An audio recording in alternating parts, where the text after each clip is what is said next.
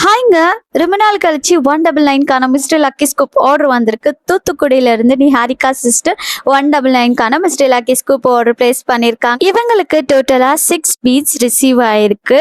இதுல ஒரு ஒயிட் பீடும் அவங்களுக்கு ஆட் ஆயிருக்கு. இதுக்கு முன்னெல்லாம் ஒயிட் பீடுக்கு நம்ம ஒரு ஸ்பெஷல் கிஃப்ட் கொடுத்துட்டு இருந்தோம், அதுவும் சிங்கிளா. இதுக்கப்புறம் நம்ம பேஜ்ல இந்த ஒயிட் பீடுக்கு ஒரு எக்ஸ்ட்ரா பவுச் ஆட் ஆக போகுது. செம்ம சூப்பர் இல்லைங்களா இந்த ஆஃபர். அண்ட் இவங்களுக்கு டோட்டலா 6 பவுச் ரிசீவ் ஆயிருந்துச்சு.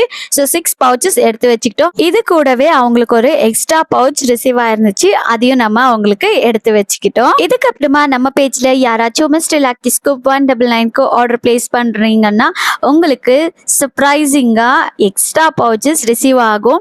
இதுக்கப்புறமா அந்த ஒயிட் பீட் எத்தனை பீட்ஸ் வந்தாலும், அதாவது சிங்கிள் பீடா வந்தாலும் சரி, இல்லை 2 3ன்னு எத்தனை ஒயிட் பீட் வருதோ அந்த ஒயிட் பீடுக்கான எக்ஸ்ட்ரா பவுச் உங்களுக்கு கண்டிப்பா ஆட் ஆயிடும். இந்த மாதிரியான லக்கி சர்ப்ரைஸ் நீங்க ரிசீவ் பண்ணணும்னா உடனே ஸ்க்ரீன்ல தெரியுற வாட்ஸ்அப் நம்பர் காண்டாக்ட் பண்ணி உங்களோட ஆர்டரை நீங்க அங்க பிளேஸ் பண்ணிக்கலாம். அண்ட் இப்போ ட்ரெண்டிங்ல போயிட்டு இருக்க ஹேர் ஆக்சசரிஸ் எல்லாமே உங்களுக்கு ரிசீவ் ஆகும்.